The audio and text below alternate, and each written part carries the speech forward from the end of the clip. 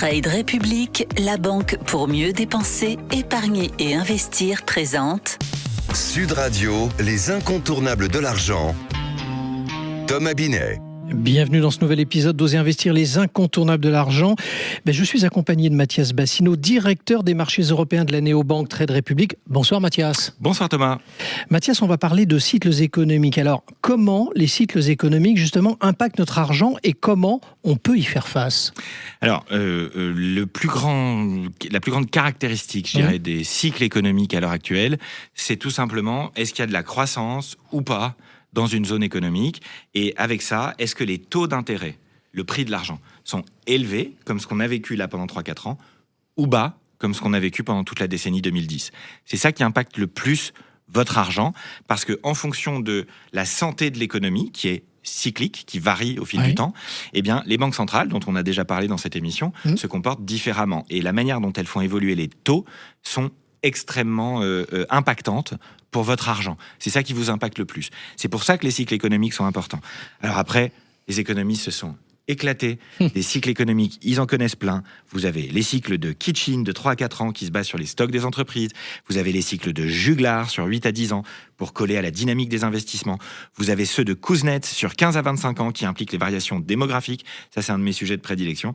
Et ceux de Kondratiev sur 20 à 30 ans qui ont comme point de départ l'innovation technologique. Donc vous avez tout un tas de cycles. Mais ce qui est important, à mon avis, pour les particuliers, c'est comment ça impacte les taux d'intérêt, les taux directeurs. Alors, si je vous comprends bien, ça veut dire que des pans de l'économie sont concernés par ces cycles ? Ah oui, complètement. Ouais. Donc, d'ailleurs, il y a dans les actions, dans les entreprises qui sont cotées en bourse, on parle souvent de valeurs cycliques et de valeurs défensives, puisque vous avez des entreprises et des secteurs d'activité qui vont être davantage sensibles au cycle économique de croissance, récession, croissance, récession, et d'autres secteurs qui sont très tranquilles par rapport au cycle économique. Par exemple, l'alimentation, qui est de la croissance ou pas, les gens ont toujours besoin de manger. La défense, qui est de la croissance ou pas, les États ont toujours besoin de se protéger. Les télécommunications, qui est de la croissance ou pas, les gens ont toujours besoin de se téléphoner. En revanche, la mode, en revanche, la publicité, en revanche, l'automobile, sont des secteurs qu'on appelle cycliques. C'est-à-dire, s'il y a de la croissance, ça cartonne. S'il n'y a pas de croissance ou de la récession, c'est très dur. Donc ça, c'est un élément très important à comprendre.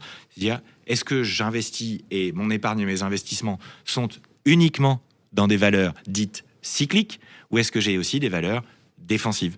J'encourage évidemment à avoir les deux. Mais alors, comment s'y prend-on ? Comment fait-on concrètement ? Concrètement, et les 2 dernières années nous l'ont bien démontré, ce qui fonctionne pour faire face à un cycle économique, c'est la diversification.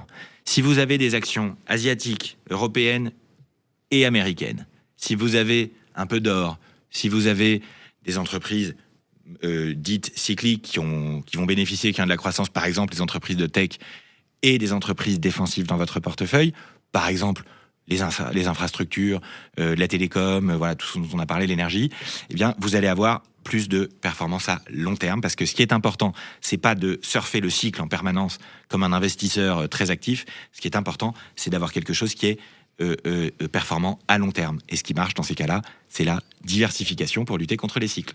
Diversifier, ça sera le mot qu'on retiendra de votre intervention. Merci à vous Mathias pour votre analyse et on vous retrouve la semaine prochaine pour un autre numéro d'Oser investir, les incontournables de l'argent. Sud Radio, les incontournables de l'argent. Thomas Binet. Avec Trade République, la banque pour mieux dépenser, épargner et investir.